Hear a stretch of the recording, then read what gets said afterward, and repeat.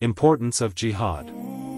Brothers in Islam. Why is Jihad so central to Islam? To understand this, let us first recollect the meanings of three keywords: Deen, Sharia, and Ibadah. Deen means obedience and submission. Sharia tells us how to obey and submit, it is the law. Ibadah means worship and service. Acknowledging that someone is your ruler to whom you must submit means that you have accepted his deen. He now becomes your sovereign and you become his subjects. The commandments and the codes that he gives you constitute the law or the sharia which you must follow. Once you live in obedience to him according to the law laid down by him, you are serving and worshipping him. This is ibadah. You, then, give him whatever he demands, obey whatever he orders, abstain from whatever he forbids, observe whatever limits he sets for your conduct, and follow whatever he instructs or decides in all your affairs. Deen, therefore, actually means the same thing as state and government. Sharia is the law of that state and government, and ibadah amounts to following and complying with that law. Whenever you accept someone as your ruler and submit to his orders, you have entered that person's deen. If you accept that Allah is your ruler, you have entered Allah's deen. If your ruler is some particular nation, you have entered that nation's deen, and if it is your own nation or your people, then you have entered the people's deen. To whatever you submit yourselves, you have entered its deen, and you are performing the ibadah of the one whose laws you are following. It is necessary to spell out this point because, once you have grasped it, you can see that it is impossible for you to follow more than one deen at a time. Of various rulers, only one can rule your lives. Of various systems of law, only one can become the law of your lives. And of the various objects of worship, it is only possible for you to worship one God. You may object that this is not strictly true. As a matter of belief we can accept one ruler, even if in practice we obey another. We can worship one God, even if we submit to someone else. Our hearts can believe one law, even if the affairs of our lives are regulated by another law. In reply, I say, no doubt this can be done, and in fact it is being done, but this is shirk, and this shirk is sheer falsehood. In reality, you are followers only of that being's deen whom you are actually obeying. Is it not then utter hypocrisy to call that being your ruler and to claim to belong to his deen whom you do not obey? What benefit will such belief give you if only your tongues and hearts subscribe to it? Is it not meaningless to assert that you have faith in his sharia when all your affairs are conducted in violation of this sharia and in fact you follow another sharia? Is it not a pseudo-exercise to accept a certain being as your object of worship and bow your heads on the ground before him when in practice you give service to another being? Only that being is your object of worship, and only him are you worshipping whose orders you obey, whose prohibitions you observe, whose limits you do not violate, whose code you follow in all your affairs, whose procedures regulate your transactions, whose decision you always seek and submit to, whose sharia governs your dealings with other people, and on whose summons you surrender all your talents and powers, your hearts and brains, hands and feet, all your possessions, even your lives. Whatever you say your beliefs are, it is your actual practice which constitutes the reality. Mere lip service carries no weight. If you obey a king's deen, Allah's deen will have no room in it. And if you submit to popular sovereignty, or to the deen of Britons or Germans, or to your nation and motherland, then again Allah's deen will have no place in it. But if, in reality, you are adherents of Allah's deen, there will be no room for any other deen. Every deen wants power. A total deen, whatever its nature, wants power for itself. The prospect of sharing power is unthinkable. Whether it is popular sovereignty or monarchy, communism or Islam, or any other deen, it must govern to establish itself. A deen without power to govern is just like a building which exists in the mind only. But it is the building which actually exists, in which you actually live, that is important. Through its door you go in, through its door you come out. Its roof is above you, its walls surround you. You arrange your living pattern according to its shape and facilities. What point is there, while living in a building whose architectural design obliges you to adopt certain living patterns, in pretending that you believe in a different sort of building altogether or that you are really living therein. You cannot live in a building which exists only in your heads. In exactly the same way, there is no meaning in asserting that a certain deen is true while living your lives according to another deen. That deen alone is real and genuine, whose authority is established on earth, whose laws are followed, and according to whose rules and regulations one's affairs of life are conducted. Let us look at some examples. Popular sovereignty. Popular sovereignty means that people of a country are its paramount sovereign, so it is a deen. Now their lives should be governed by a sharia which people have themselves framed, and all the inhabitants of that country should obey and serve their own authority. How can this deen be established unless the sovereignty of people reigns supreme in the country, and unless a sharia framed by people's representations is enforced? And if it is, there can be no room there for monarchy, for foreign rule, or for anyone else. Monarchy. Monarchy means that a king is the paramount sovereign of a country, so it is a deen. Now he alone shall be obeyed and his sharia alone enforced. If not, then it is futile to acknowledge the king as the sovereign and paramount ruler and his sharia as the supreme law. If popular sovereignty is supreme or a foreign power takes over, no trace will be left of the monarchy, nor will anyone be able to follow it. British rule. In India, the deen of the British prevails. It prevails because the Indian Penal Code and the Civil Procedure Code are enforced by British power.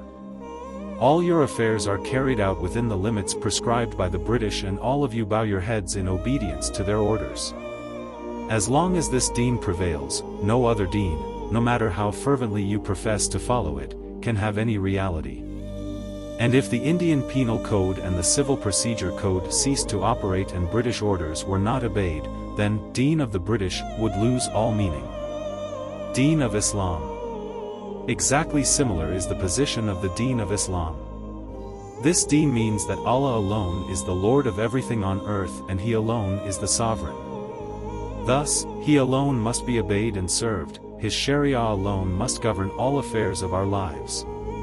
What does Allah's sovereignty imply?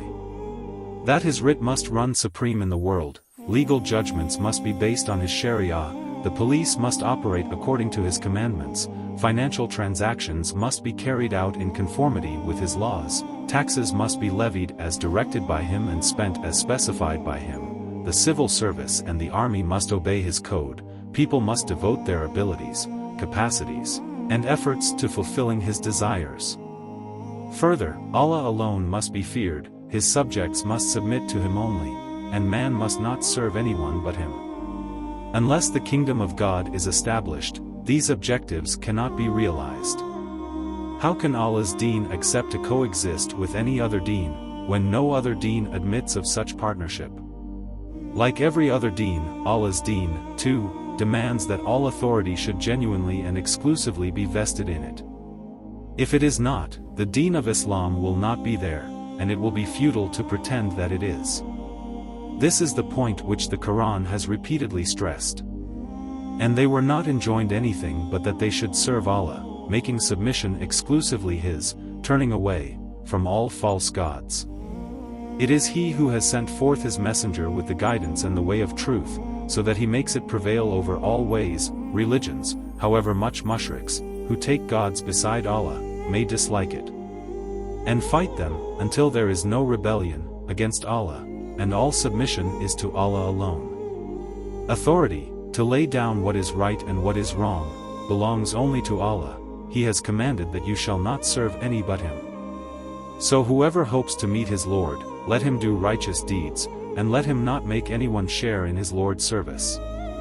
Have you not seen those who assert that they believe in what has been sent down to you, and what was sent down before you, and yet desire to summon one another to the rule of powers in rebellion against Allah, although they have been commanded to reject them? We have not sent any messenger, but that he should be obeyed by Allah's leave. Read these Quranic ayahs bearing in mind the true meanings of deen, sharia, and ibadah, and you will understand their message. Jihad in Islam. The deen of Allah, like any other deen, does not allow that you merely believe in its truth and perform certain worship rites. If you are a true follower of Islam, you can neither submit to any other deen, nor can you make Islam a partner of it. If you believe Islam to be true, you have no alternative but to exert your utmost strength to make it prevail on earth. You either establish it or give your lives in this struggle. By this criterion alone can be tested the sincerity of your faith. With a sincere belief, you will find it impossible even to sleep comfortably if you are made to live under another deen, not to speak of giving service to it, getting rich under it, or enjoying its comforts. Every moment you spend under another deen will be a bed of thorns, every morsel of food a poison. Even if you passively accept to live under another deen, you are not a believer in the true sense of the term, no matter how assiduously you offer one prayer after another, how many long hours you spend in meditation, how beautifully you explain the Quran and how eruditely you write and speak on Islam. But, if some people actively serve another deen and fight its wars, no words are enough to describe their abominable behavior. A day will soon come when they will meet their Maker and taste the wages of their sins. If they consider themselves Muslims, they are deluding themselves. With a little common sense, they could have understood how illogical it is to accept one deen as true and then, at the same time, agree to the dominance of another contrary deen, or actively work for it. Fire and water may exist together, but not such conduct with faith in Allah.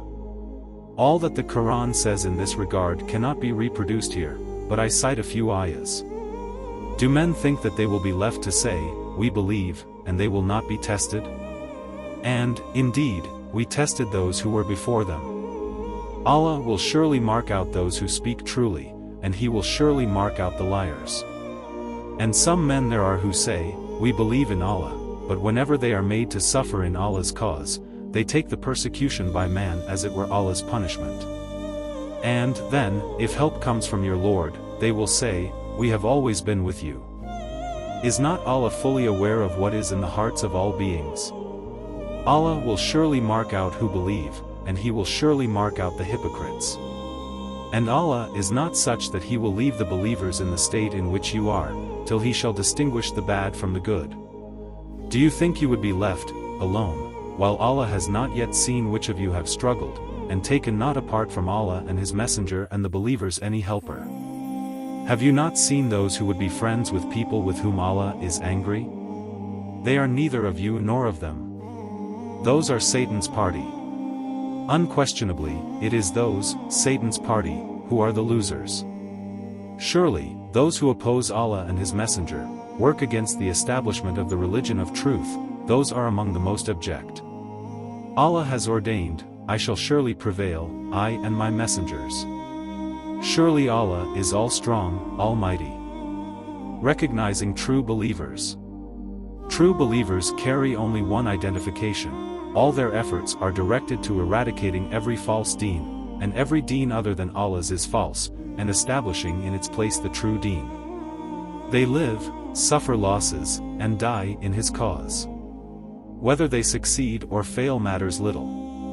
On the contrary, if they reconcile themselves to the domination of a false way of life or help make it dominant, they are liars if they claim to possess Iman. Change only through struggle. People who use the difficulty of establishing the true deen as a pretext for not trying to do so have their answer in the Quran. Obviously, whenever you rise to establish the true deen, some false deen is already in a position of power, controlling all resources. Otherwise there would, by definition, be nothing to topple.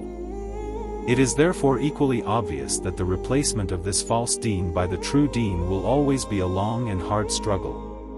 It cannot be accomplished, now or ever, easily and without any sacrifice. It is impossible to claim that you want the establishment of true deen while at the same time continuing to tolerate those parts of the false deen which appear to be of benefit to you personally. True deen can only be established precisely when people are prepared to give up the benefits and privileges they enjoy under the false deen. Jihad fi sabilillah is never easy. It is meant only for those who have the will to fight for their cause, and such people are always few in number. Let those who claim to follow the true Deen but are not prepared to make any sacrifice continue to serve their self-interests. While sacrifices are being made in the cause of truth, such people are nowhere in evidence. When the battle is won, they will appear as if from nowhere, saying, Inna kuna ma'akum, we have always been with you, now come and give us our share. Let us not be like those who claim to believe in Allah, but give neither time, money, nor lives for the sake of His Deen.